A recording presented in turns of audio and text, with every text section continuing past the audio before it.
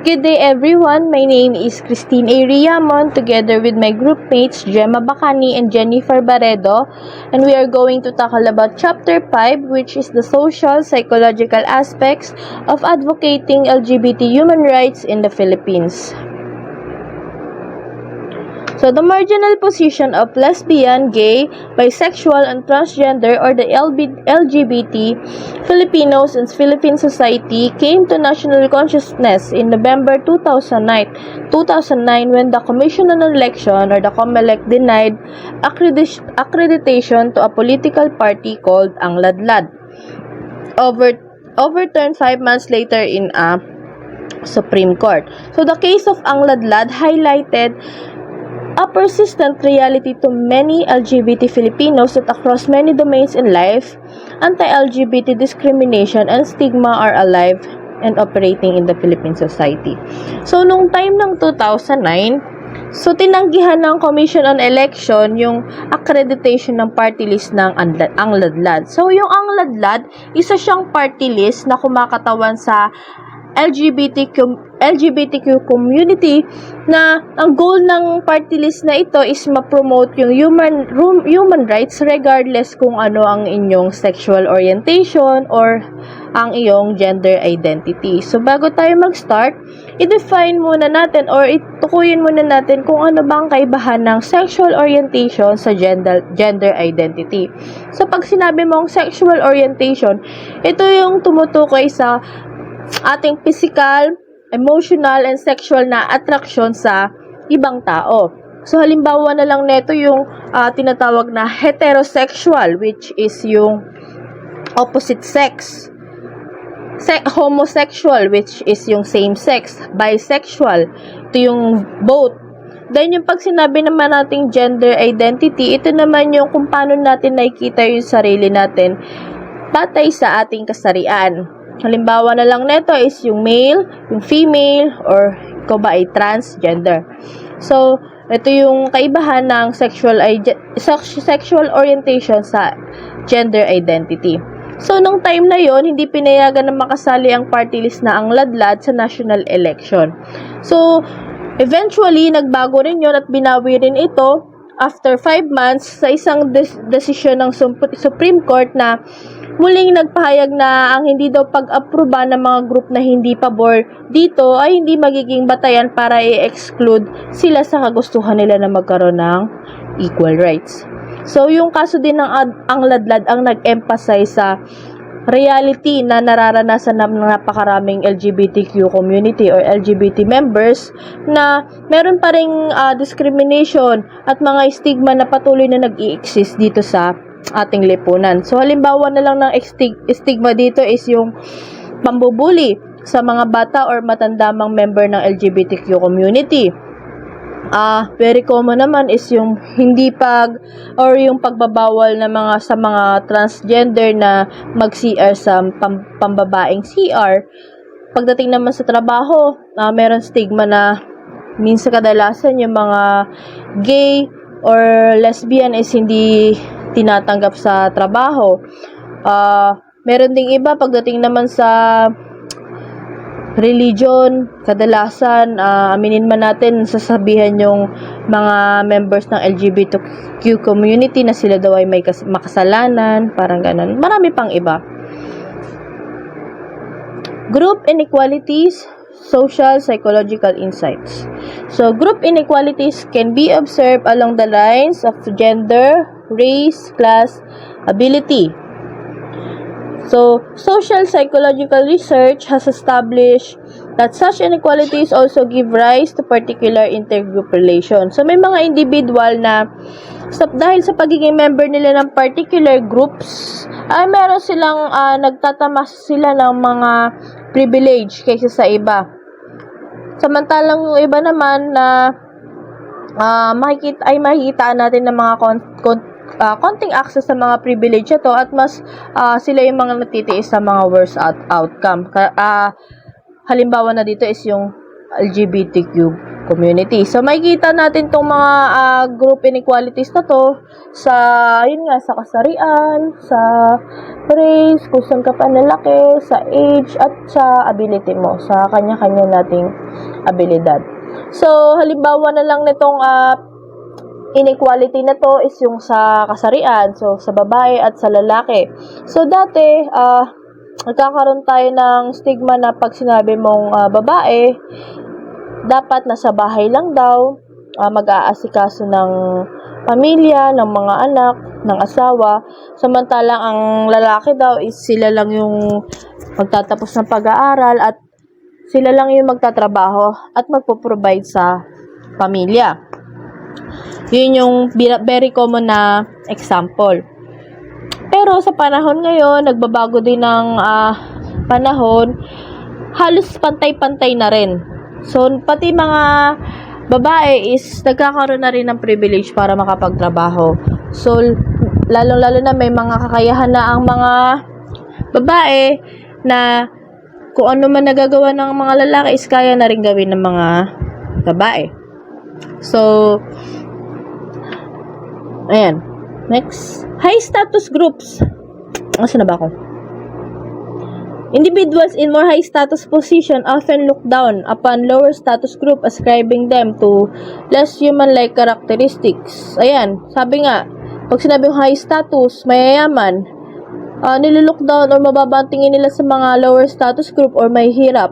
Sinasabihan sila na asal hayop, hindi nakapag-aral, mababang uri ng tao, mga ganun ba. So, dun pa lang, kitang-kita na natin yung inequalities or hindi pagkapantay-pantay. High status groups may construct a narrative that legitimizes their place in a social hierarchy, which in turn justifies denigratory, discriminatory, and occasional benevolent but protectionist actions towards members of the lower status groups. So, dito, pagdating sa social status sa lipunan, kadalasan talaga mababang tingin ng mga nasa high status group kaysa dun sa lower status group. So, sinasabi na sila daw ay less civilized.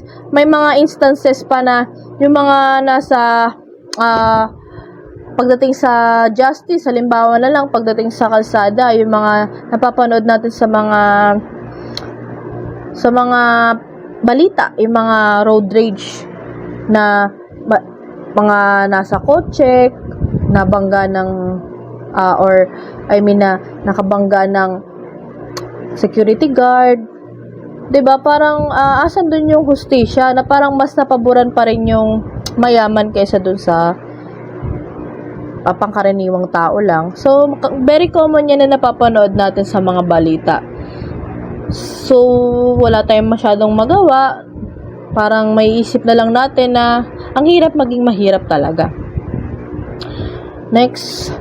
Individuals from the disadvantaged group in turn may internalize this stigma in some circumstances, ever believing their suffering to be legitimate and have to endure negative outcomes in health, work, well-being, and quality of life. Ito yung mga may hirap sa kagaya nating may hirap eh. Pag mas lalo tayong dinadown, karamihan sa atin hindi lahat. Pag mas lalo tayong dinadown, parang naiisip na lang natin na siguro nga ganito na lang ako. Parang mananatili na lang akong ganito. Tatanggapin na lang nila yung katotohanan na nasa ganong antas lang talaga sila ng pamumuhay. Dahil parang mas lalo silang dinadown, parang mas mababa din yung tingin nila sa sarili nila.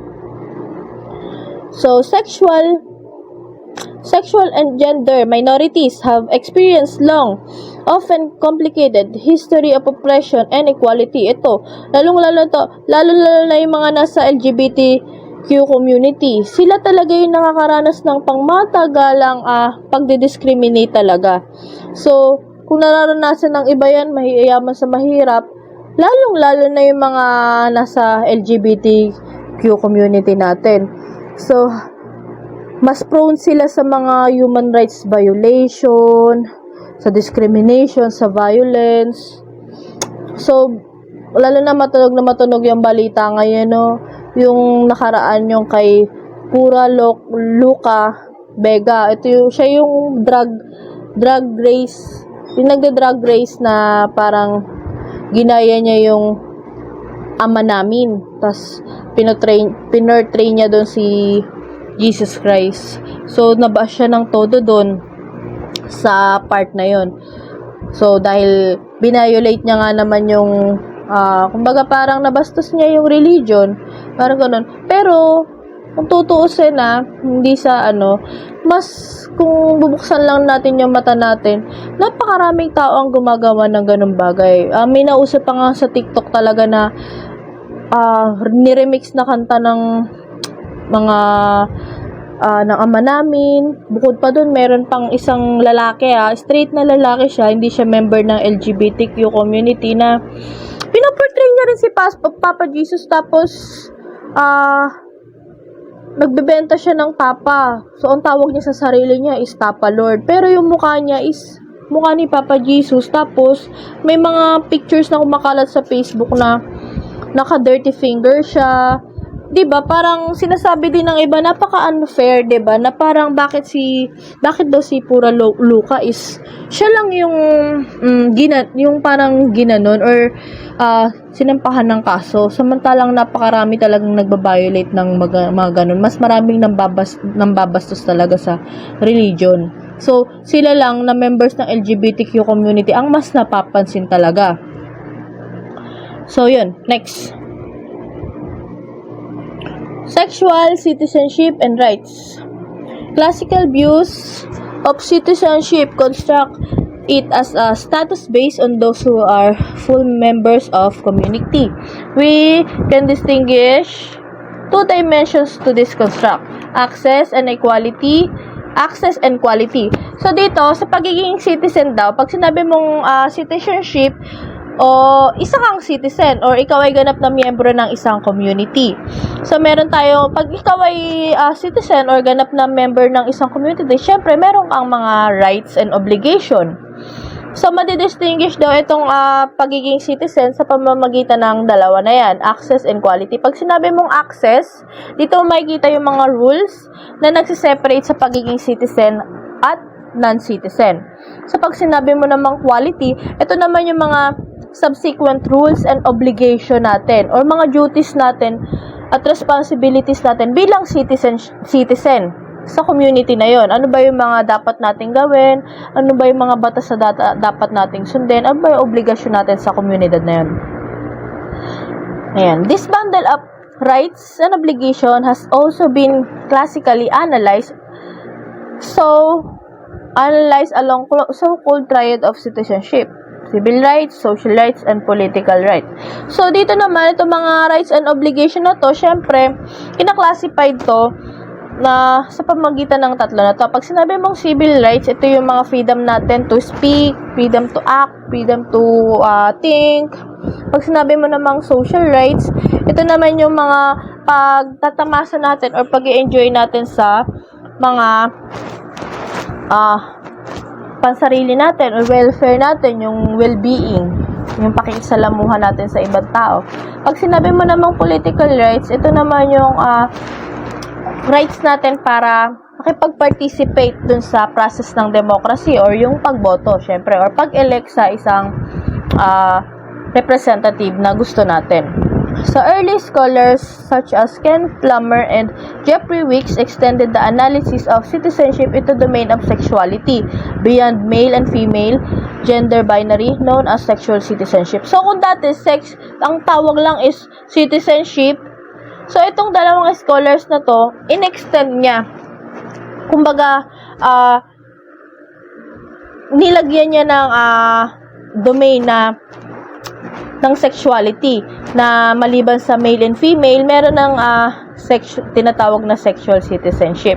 So, meron lang dalawang ideas na naglalay sa idea ng sexual citizenship. Yung una is yung citizenship extend from the public to the private and more intimate domains of life, including our erotic, sexual, and emotional lives. So, para madaling salita, kasi medyo mahaba explanation dito, sinasabi na, sa part na to, sinasabi na, pag heterosexual or opposite sex, heterosexual sex or para dun sa opposite sex na sila daw, pag nag-sex sila is normal. Good, normal. Kumbaga, good sex. Natural lang. Pero pag nag-sex naman ang same sex, sila daw ay immoral. Illegal daw to. So, nagkakaroon ng ano na yun, ng nagkakaroon, kumbaga, ng label na pag heterosexual, okay, normal. Pero pag homosexual, immoral. Hindi ka tanggap-tanggap sa lipunan. Makakadiri. Di ba parang illegal. Pinagbabawal sa batas. Parang ganon. Parang ang pangit na sa'yo ng tingin ng tao. Parang mamatahin ka nila na pag nasa homosexual sex ka or nakipag-sex ka sa same sex. Tapos, meron pang mga lugar kagaya ng Singapore at Brunei na meron silang tinatawag na anti-sodomy laws. Ito yung mga batas na binibigyan nila ng mga punishment yung mga individuals na nasa same sex na relasyon, na pag nag-sex yung dalawang parehas ng kasarian. So, merong multa or may punishment para sa ganun. Yun yung tinatawag na anti-sodomy laws. Yun pala yung India, Singapore, tsaka Hong Kong. So, bawal dun sa mga lugar na yun. Next naman is sexuality, like gender, determines access to and enjoyment of full human rights. So, bukod ba dun, yung mga nasa same gender, or nasa heterosexual marriage, sila yung mas may karapatan sa partners nila, sa mga asawa nila. Kumbaga may legal access sila sa asawa nila. Samantalang yung mga nasa same-sex relationship, o kaya naman yung mga nasa relasyon na multiple relationship. Halimbawa, ako, babae, meron akong 3 asawang lalaki. Kasi may mga ganun basta payag kayong tawag doon is polyamorous or yung multiple relationship. So, wala akong masyadong access sa legal rights dun sa 3 asawa ko. Dahil wala naman sa batas yung ganong yung mga legal rights para dun sa may multiple relationship. 'Di ba? Hindi kagaya ng dalawa lang kayong mag-asawa, meron kayong rights sa isa't isa. Meron kayong civil rights na tinatawag. Tapos, meron pa dito na yung may mga tao daw or mga persons with immunodeficiency virus or yung merong HIV, meron daw silang restrictions sa pagta-travel. So, may mga lugar na kagaya ng Singapore at Brunei na pinagbabawalan nilang pumasok yung mga taong may HIV doon sa lugar nila. Yung parang ganun, hindi nila pinapayagang mag-enter doon sa territory nila. Next. Ayan. Sexual citizenship and rights then. Globally, inequality exists between heterosexual and LGBT individuals in the enjoyment of human rights. This includes civil rights, social rights, and political rights. Ayan.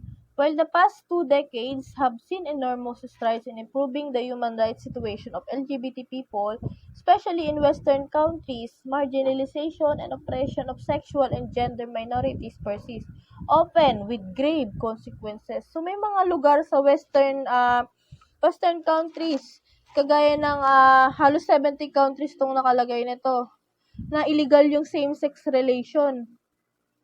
Tapos, meron pang mga countries na kagaya ng Iran, Mauritania, Saudi Arabia, Sudan, and Yemen na may punishment pa na death penalty dun sa may mga same-sex relation, 'di ba? Halos napakalala ng kanilang punishment sa pag nalaman na may karelasyon ka na same-sex. Next.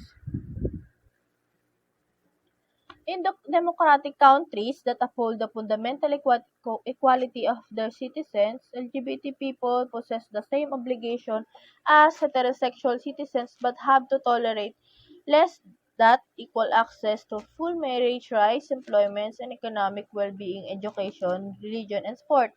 Ito yung sinasabi, para naman doon sa mga malalaya, halos malalaya ng mga countries, kagaya din dito sa Pilipinas.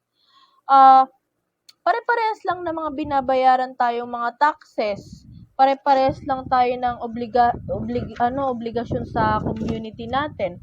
Pare-parehas lang tayo nagpa-participate sa mga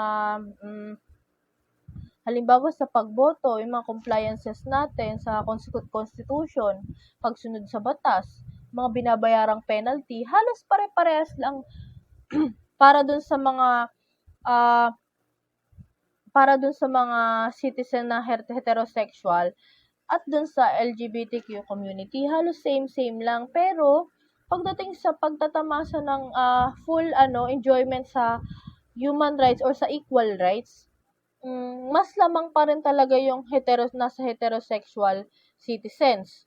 Halimbawa na lang nitong rights na to is yung same-sex marriage. Wala pa rin yan, hindi pa rin naaprubahan dito sa Pilipinas.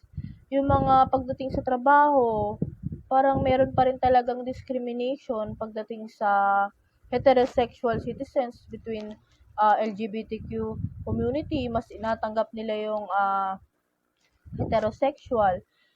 Mas sinatanggap nila yung normal daw. Mas lalong nabibigyan ng privilege yung ganun. Samantalang mas naiiwan yung mga nasa LGBTQ community. Ayan. Mas mayroon silang less than equal access sa economic well-being nila, sa education, lalong-lalo na sa religion. Ayan. Okay. Next report is LGBT activism, collective action toward enjoyment of full human rights. Ito ang magre-report na po ay si Ma'am Gemma Bacani. Thank you.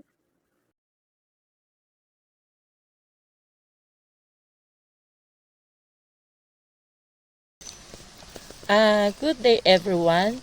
I'm Gemma Bacani. My report is the second part of Group 5, which is LGBT activism, collective actions towards enjoyment and full human rights. Challenge to the inequalities and oppressions faced by transgender, bisexual, gay, and lesbian individuals. LGBT activism, a prime example of a collective actions as participation in the pursuit and promotions of LGBT human rights is guided by the social identity. Or, in the case of heterosexual allies to the LGBT community, by the politics of identification and alliance. LGBT activism is a strategic collective action. It is intended to improve the circumstances of in-group in a specific domain life, in workplaces, in schools, or in the legislative sphere, or in a society as a whole. LGBT rights movements are hypothesized to have a number of core features. They are marked by sustained, disruptive, and organized actions by a relatively large group of people.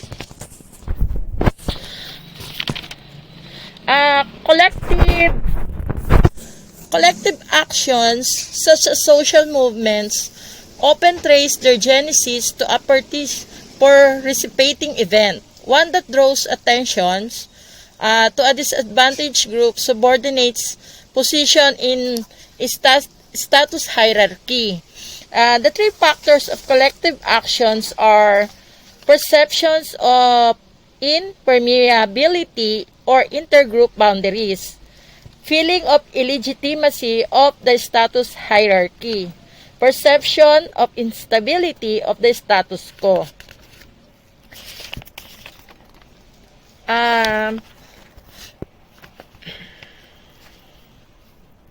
The The LGBT activism refers to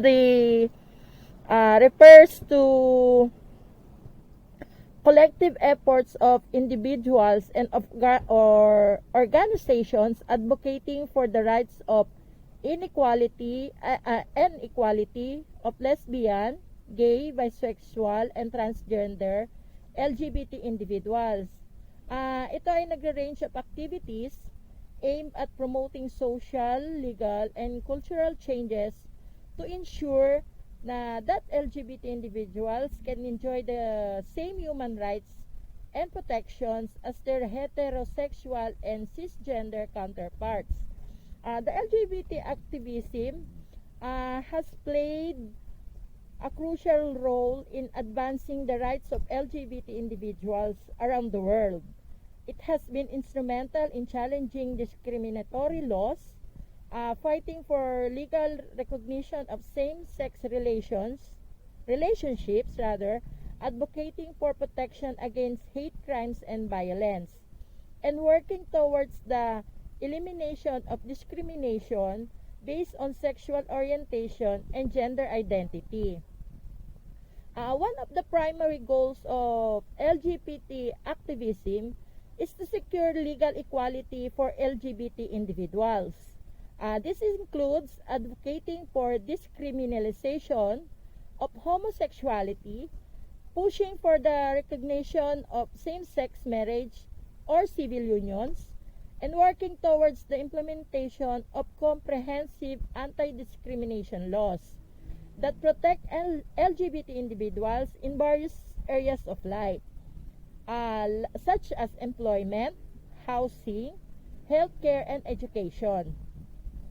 LGBT activists also focus on raising awareness and challenging societal attitudes and stereotypes that contributes to the marginalization of LGBT individuals. They promote positive representation of LGBT people in media and popular culture and work towards creating inclusive spaces and environments where LGBT individuals can live authentically and without fear of discrimination or harassment. Furthermore, LGBT activism often intersects with other social justice movements, recognizing the importance of addressing intersectionality and the unique challenges faced by individuals who belong to multiple marginalized communities. This includes advocating for the rights of LGBT people of color, transgender and non-binary individuals, and those who face additional barriers due to their socioeconomic status, disability, or immigration status. Overall, LGBT activism is a powerful force for change, aiming to create a world where all individuals, regardless of their sexual orientation or gender identity, that can live with dignity, respect, and enjoy the full spectrum of human rights. Social psychological perspective. Pathways to activism. How members of a marginalized group move from individual action of self-interest or inaction to collective actions. Political action repertoire.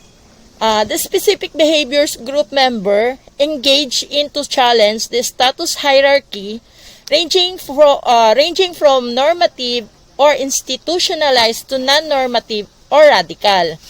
Activist commitment, the strength of motivation to advocate for the disadvantaged group, as well as factors that ensured sustained engagement and prevent exit.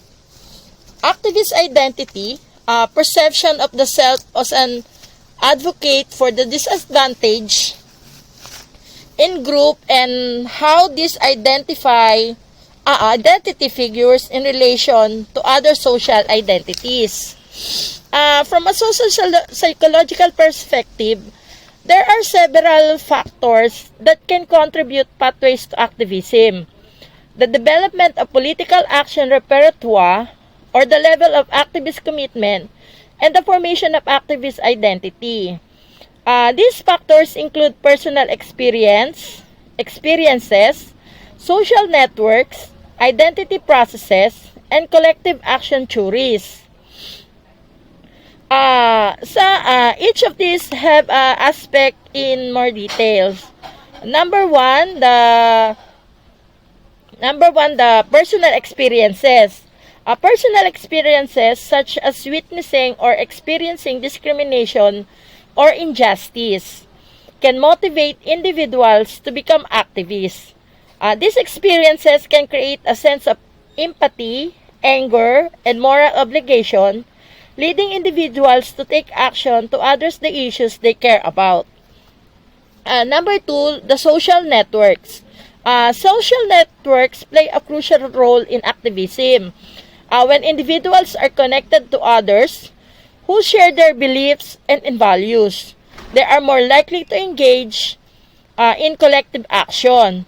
Social networks provide support, information, and resources that facilitate participation in activism. Number three, identity processes. Activism is closely tied to identity processes. When individuals develop a strong sense of identity as an activist, they are sustained political actions. Excuse me. This identity become an important part of their self-concepts and influence their behaviors and choices. Political action repertoire. Activists develop repertoire of political actions, which are the strategies and tactics that employ to bring social change. This repertoire can include a range of actions from traditional forms of protest, such as demonstration and marches, and more unconventional method, such as a social media activism or lobbying. The choice of action repertoire is influenced by various factors, including the perceived effectiveness, the available resources, and the cultural and social context. Activist commitment. Activist commitment refers to the level of dedication and persistence of individuals demonstrate in their engagement with activism. Commitment can be influenced by factors such as personal values, perceived efficacy in achieving goals, social support, the perceived of importance of the cause. High levels of commitment are often associated with greater involvement and long-term engagement and activism. Number 6 is the activist identity. Activist identity refers to the extent to which individuals' identity themselves as activists and integrate activism into their sense of self. This identity can be shaped through a process of identification with particular cause or social movements, adopting activist values and beliefs, and engaging in activist behaviors. Developing an activist identity can provide a sense of purpose, belonging, and empowerment. It is important to note that these factors are interconnected and can mutually influence each other. Furthermore, individuals' engagement in activism can evolve over time as they gain experience, encounter new challenges, and reassess their beliefs and values. Social psychological perspective help us understand the complex dynamics that drive individuals to become activists, sustain their commitment, and form an activist identity. What motivates Filipino LGBT activists to advocate for equality and social challenges or social change? Some possible reasons why Filipino LGBT activists advocate for equality and social change are personal experience of discrimination and oppression. Many LGBT individuals in the Philippines have experienced discrimination, harassment, and violations because of their sexual orientation and gender identity. This may have fueled their passion to fight for their rights and demand respect and dignity. Number 2, desire for social justice and human rights. LGBT activists may see their struggle as part of a larger movement for social justice and human rights. They may believe that everyone, regardless of their sexual orientation or gender identity, deserve equal rights and opportunities to live a fulfilling life. Political and legal climate. The Philippines has a complex political and legal landscape regarding LGBT rights.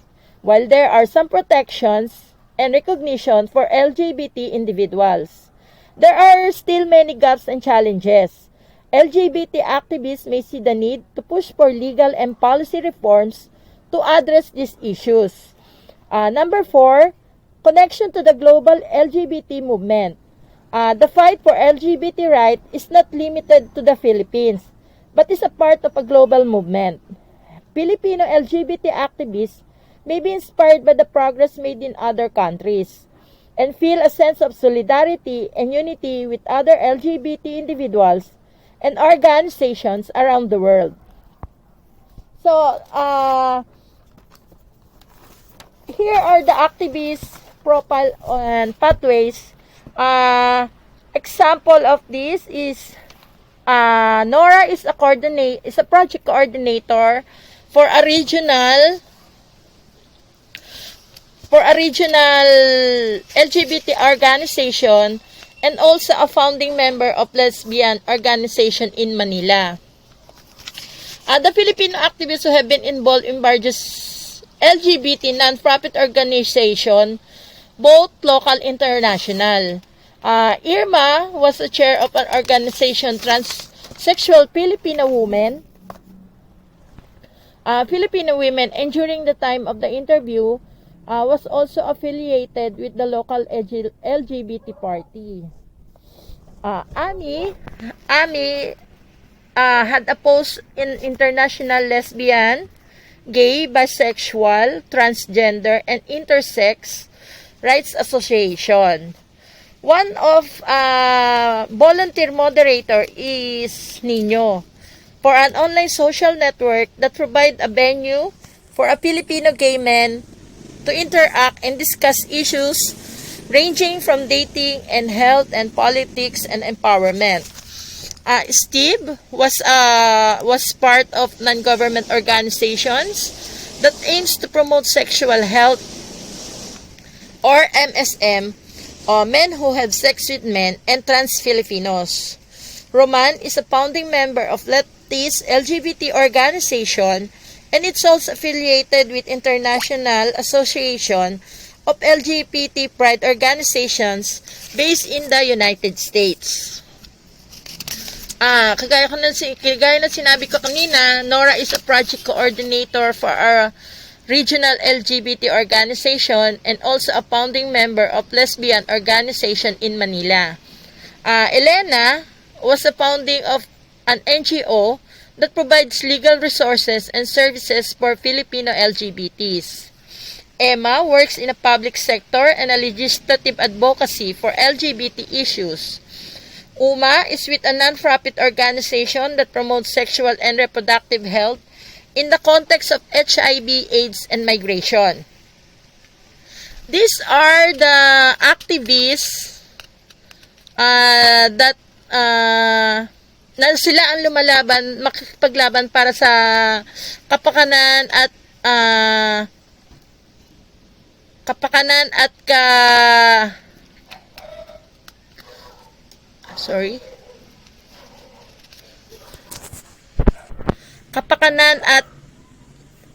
ng bawat LGBT activists. Thank you po. Yun lang po ang aking report. Salamat.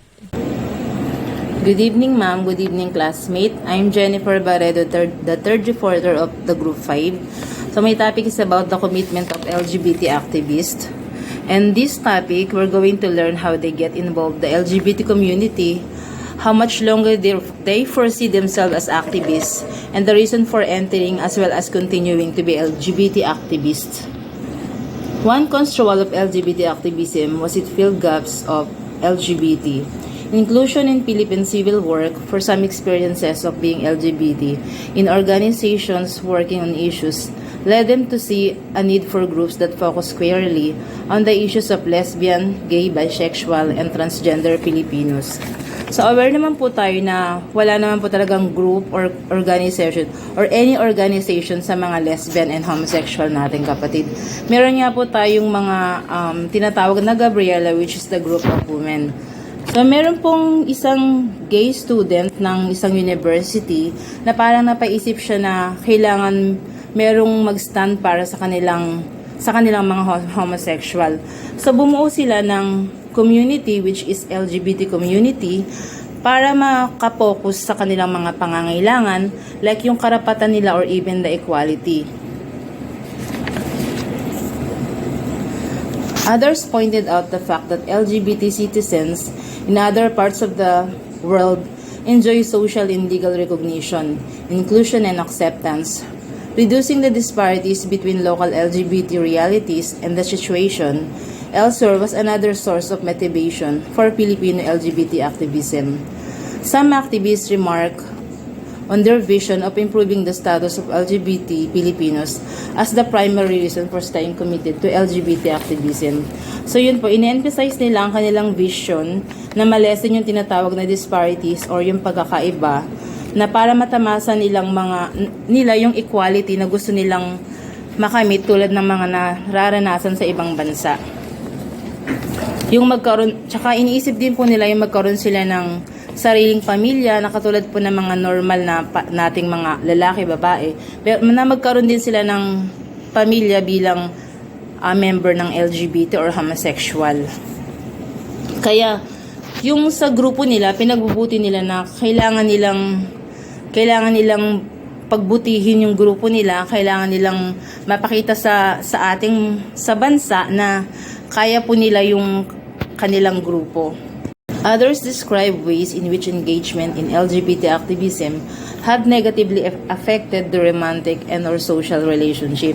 So yung mga activists na visibles in public, yung mga humaharap sa media, sila yung usually na mga nakaka-experience ng negative effects sa kanilang relationship. Minsan po kasi yung partner nila na hindi naman member ng LGBT, parang kumukontra po sa kanila, parang ayaw nila yung ginagawa nila, so parang nagkakaroon sila ng misunderstanding. Kaya so feeling nila parang wala silang partner or boyfriend or any parang hindi sila nakaka-feel ng comfort or any support from them. So another negative effect is nawawalan din sila ng time sa family nila. Hanggang sa nagkakaroon na rin sila ng misunderstanding sa parents nila and their families. Aside from affecting social relationship, activists also describe how the demands of advocacy resulted in having less time for leisure activities. So yun nga po kasi LGBT community was 24/7 commitment that needed on call all the time. Kaya minsan kahit sa family activities nila or any gatherings, hindi na sila nakakapunta due to the commitment as activists. Conflict with fellow LGBT activists, whether over interpersonal or more activist-related matter, was another source of frustration. So, yung conflicts na na-experience po ng ibang activists is yung working difficulties sa kanilang mga kasama or kagrupo. Meron po kasing pag masyado na silang matagal sa grupo, parang masyado na silang nagmamarunong, while yung ibang mga baguhan lang, parang nagmumukhang tanga minsan kasi parang feeling nila wala pa silang alam sa grupo. LGBT rights activism, perhaps similar to other forms of human rights activism, entails a number of costs such as restricted friendship networks, disapproval of family, and even romantic and sexual partners, less leisure time, and high stress levels. Nevertheless, these advantages were outweighed by the benefits experienced in the course of advocacy work. So aside sa mga disadvantages bilang activists, meron din naman mga benefits ng kanilang community na minsan hinahangaan din naman sila ng kanilang mga kagrupo o kanilang mga kapwa activists. na sa kanilang community na lahat ng mga nagagawa nila or lahat yung kung ano mga nako-contribute nila, so parang hinahangaan din naman sila. Next is opportunities to meet individuals from diverse backgrounds, including activists involved in LGBT and non-LGBT issues, is the third benefit of LGBT activism. So yung parang malaking opportunity sa kanila yung nami-meet nila or na-encounter nila yung mga matataas na matataas na position sa kanilang LGBT community, na parang once they talk to them, they'll never be the same person again. So yun yung parang nafe-feel nila. Activists reported being intrinsically motivated to continue being activists simply because of the feeling of enjoyment and fun that advocacy brought to their lives. So despite of uncertainty of social change as an activist, na mamotivate pa rin nila ipagpatuloy ang buhay nila bilang member ng LGBT community, na kahit maraming ups and down, and nag-enjoy pa rin sila sa ginagawa nila. And they describe themselves as proponent of fun advocacy. Consider themselves LGBT human rights activists, although some mention other labels that they felt were equally accurate descriptions of their involvement in LGBT rights works, such as LGBT rights advocates. So yung parang pinapangatawanan talaga nila yung identity nila bilang activist. Tinuturing nila itong part and parcel of their everyday life. LGBT activist identities carried out the various domains of life and found expression through behaviors that are at least partially independent of the demands of these situations, exhibiting what social psychologists call transitionality. The transitionality was reflected in the expression of activists identifies not being limited to the organization they work with or without the activities they did. So sample nga yung mga member ng LGBT dahil part na ng everyday life nila yung pagiging activist, na kahit they are not doing activist work, parang dadala nila yung principle nila bilang activist. Ito yung tinatawag na transitionality. So because of global demands of LGBT activism, some describe it as vocation or calling, something that they perform as an expression of strong inner impulse, which they saw as being an enduring part of their self-construal. So vocation or calling pala is another description ng activist identity. Sabi nga ng isang member, whatever happens in life, I always be a transgender rights activist. So parang nandito na siya, nandito na ako, bakit aalis pa ako? Ipagpapatuloy ko yung pinaglalaban ko para sa karapatan naming mga homosexual.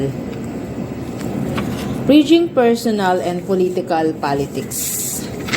LGBT rights activists is a prime example of collective action wherein members of socially disadvantaged group engage in sustained strategic and organized tactics in order to challenge group inequalities and system hierarchy and privilege. So LGBT human rights activists ay isang halimbawa ng sama-samang pagkilos wherein yung mga member ay nag-share din ng mga strategy ng kanilang grupo and political. LGBT human rights activism is a prime example of collective action wherein members of socially disadvantaged group engage in sustained, strategic, and organized tactics in order to challenge group inequalities and system of hierarchy and privilege. So LGBT human rights activists ay isang halimbawa ng pagkilos or sama-samang pagkilos wherein yung mga member ay nag-share din ng mga strategy nila sa kanilang grupo, and it can be also be deeply personal identity, yung mga experiences nila tulad ng discrimination or oppression. Serving as an advocate for LGBT causes and full human rights in the Philippines entails a mix of cost to the self and one's social world and benefits, both personal as well, ultimately collective. Yung sinasabing collective benefit sample is public visibility. So dahil dito, nag-i-increase yung number ng member of LGBT group na napapatunayan naman po natin na parami na po ng parami yung mga member ng LGBT. New avenues for LGBT activism open such an ongoing initiatives to systematically document anti-LGBT hate crimes and lobby for hate crimes legislation and effort that was not present when we first began conceptualizing this study. So this study about the homophobic bullying and marriage equality. So parang gumagawa sila ng batas kasi marami na pong nabubuli ng mga kapatid nating mga homosexual. The three targets of non-discrimination, political representation, and marriage equality remains elusive, even as local counter voices grow louder, often appealing to non-sexual moral standards linked to religious fundamentalism. Yung non-discrimination, yung three targets na po ito, the first one is non-discrimination. Is an integral part of principal equality, that no one is denied their rights when it comes to LGBT. Second target of collective action is political representation. Example is the Ordinance Against Discrimination, the Code of Ethics for Social Worker, which prohibits anti-LGBT discrimination. And the third one is the marriage equality.